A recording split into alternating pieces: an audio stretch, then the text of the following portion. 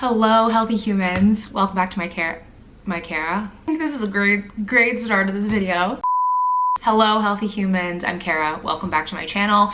I'm a functional nutritional therapy practitioner and an NLP master practitioner, and I make videos about being a healthier human. And I have tried to make this video so many times because I've been wanting to share this story and what helped me and what hasn't helped me when it comes to nicotine and vaping. It's been truly hard for me to be this vulnerable as somebody who is a nutritional therapist. It has honestly baffled me that I have struggled with addiction. I'm just now coming to terms that I have a very addictive personality, and I'm working on all of that. The purpose of this video is for me to share my story and share some tips that have worked for me to kind of stop vaping. I say kind of because it used to be a daily habit from sun up to sundown for almost a whole year since I moved to Austin. I have recently, in the past couple of months, quit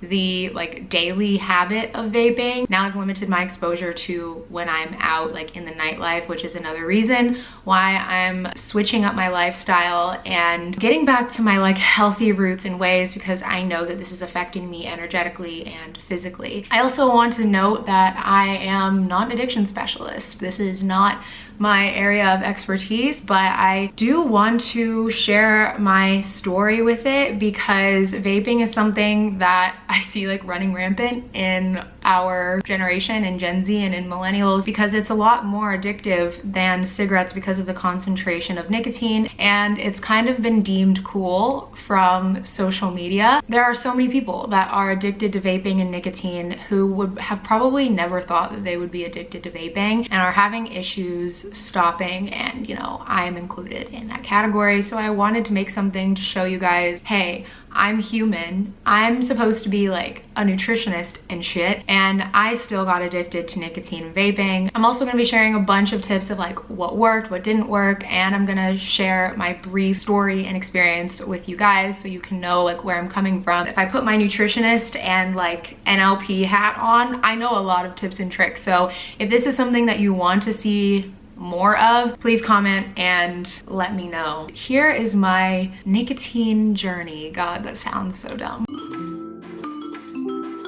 When I was in high school, I was definitely known for a period of time for being the party girl. I got into partying pretty young, around 13 or 14 years old, and around 13 to 14 is when I actually tried my first cigarette. Obviously I wasn't old enough to develop a full-blown addiction because I'm not old enough to buy cigarettes at that age. Whenever I was out at parties on the weekend or with those people that smoked cigarettes that were old enough to buy them, I always smoked them. My brain knew how addictive it was the moment that it entered my body, and I was hooked. So I basically smoked cigarettes off and on all throughout high school, and then when I was old enough to buy my own cigarettes, I did. And it probably makes sense as to why I have so many health issues, considering I smoked cigarettes so young. Those are your developmental years for your brain, and if you're exposing yourself to addictive substances, that is going to definitely ingrain a habit. And I was at the same time teaching myself that cigarettes and nicotine were an emotional crutch because I had a very, I would say, emotionally tumultuous type of childhood. It's my way of handling my emotions. And then I started my health journey around 1920. I quit smoking for a couple years, and then the Juul came out. Oh, the fucking Juul. I was not attracted to it at first. I didn't really understand it, and then I bought one. But I quit that after a couple of months because it made me feel like shit. From then on, I never really got into vaping or smoking cigarettes again. If I was around somebody that had a vape, if I was out and drinking, then I would ask to hit it, but I never went out of my way to buy one. Things seemed really good. And then I moved to Austin. With the nightlife here, it's probably like this everywhere else. The vaping is everywhere. It's just fucking everywhere. Everyone has a vape pen, everyone has a puff bar. Everyone has one. And being in a new city, I was out doing nightlife things around other people that were vaping, and it just happened. And it snowballed and it spiraled. I was vaping continuously for almost a year, and I tried to quit so many times, and it just never worked because I noticed I had an extreme emotional dependency on nicotine. I've talked to a lot of people and I've talked to them about their withdrawal symptoms, and mine seem to be rather extreme compared to a lot of people, or maybe I'm hypersensitive. But I also want to talk about what I experienced when I quit and what the withdrawal feels like. During the withdrawal period, I experienced extreme exhaustion, bags under my eyes. I looked like I hadn't slept in about 8 days. I would experience extreme water retention all over my body. I was constipated for like, oh God, a week. It really sucked. I would be shaky. My hands were always like super shaky. But the worst part about it was the depression and anxiety. It got so bad sometimes that like I would just cry and cry and cry for days on end. The crying has begun. It's just real for me. I can't believe I'm crying about pooping right now. I'm having a really bad body image day. Not even 24 hours in. I knew this process was gonna be hard. And like the last thing I wanna do right now. Like, this is so ridiculously on brand for me. It's painful.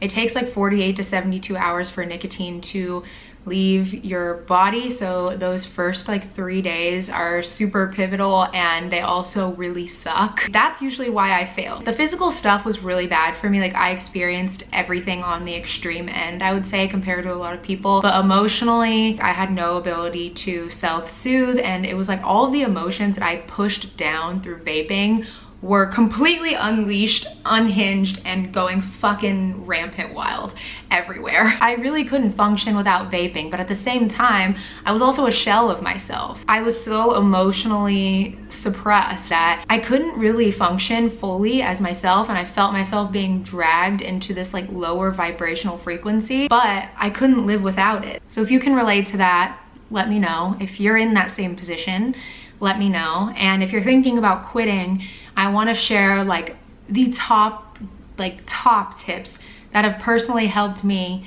so they could potentially help you. Okay, let's first talk about the first 72 hours.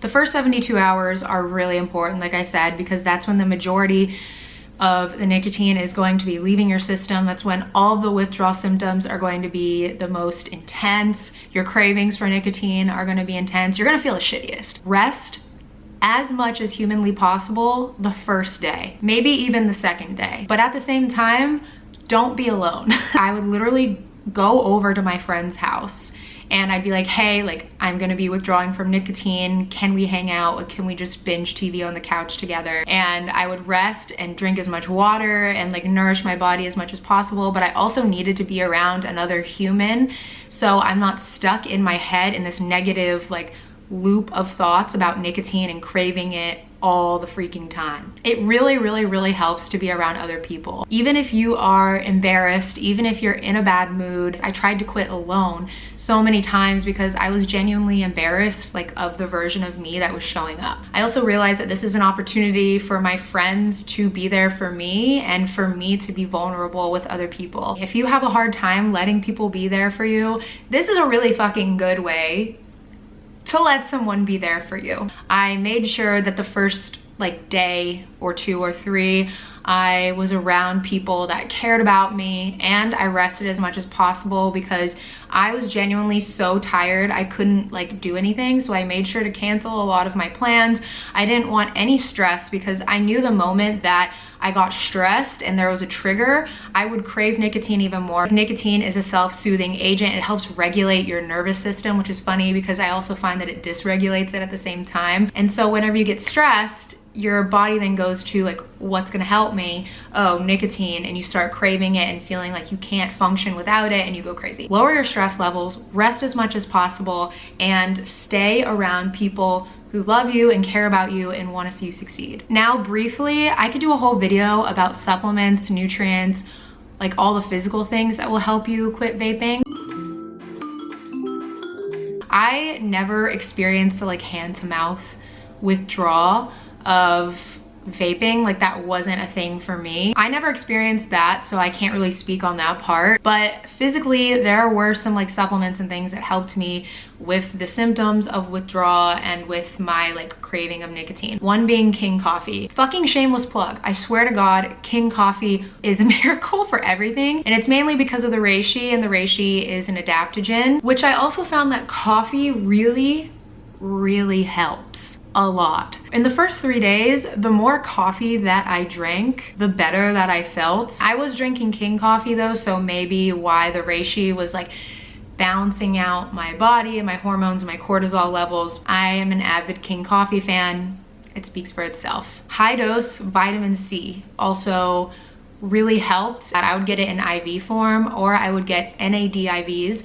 NAD is a crazy antioxidant that basically creates a detox response in the body. It's crazy how much better I felt after the NAD IVs, but IVs were expensive and I couldn't like always afford to do them. So I would either just stick to high dose vitamin C and King Coffee, or sometimes I would get an IV. Lastly, for my health tip that helped me the most was sauna. The sauna, specifically an infrared sauna, helped me the most because I don't do well with like the dry heat type of saunas. Just, I can't fucking breathe. I went to my infrared sauna place as much as I humanly could in that first week. I would do sometimes twice a day, but at least once a day. The more you sweat, the more nicotine comes out. Infrared also works differently than dry heat saunas and creates a different type of detox response than dry heat saunas. I always felt at least 50% better after I got out of the sauna. And now I want to talk about the number one tip that has helped me the most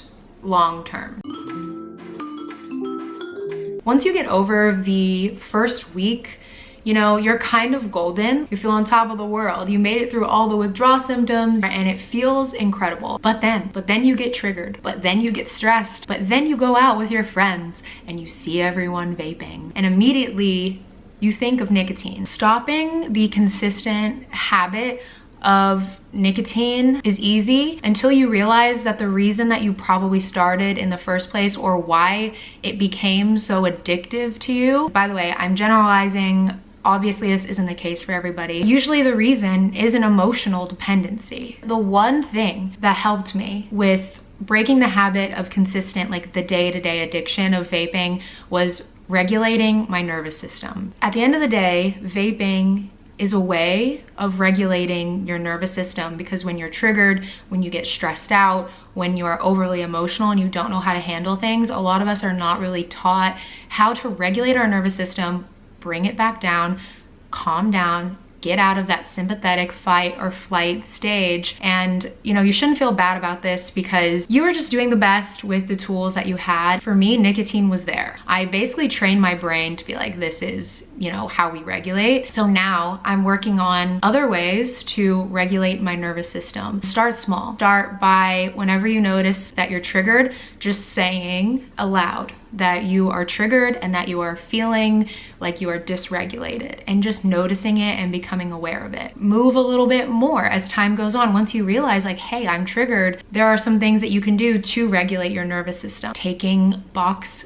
breaths, dancing and shaking out that energy. Dancing and moving your body in general is a great way of regulating your nervous system healthfully, and it's just fun. You can also orient yourself to the space that you're in, meaning when we're triggered, we live in our head and we basically forget that we have a body and that we're existing in a physical existence around us. Looking around very slowly with your eyes around the room that you're in, breathing, slowing down. Over time, you're gonna build those habits and you're gonna have other tools to regulate your nervous system other than vaping. It doesn't mean that you're never going to vape again because you have these other tools. It just means that you have more options now. Not vaping still is a choice, but you can equip yourself with more tools so that you have different options, and you can reprogram your nervous system to react differently to the triggers and the things that made you want to vape in the first place. I hope this was helpful for you, and let me know in the comments down below if you've experienced anything like this. And if you want me to make more videos on this topic, let me know in the comments. I couldn't fit it all in one video. I just couldn't. I'll see you next time, and have a great day, healthy humans.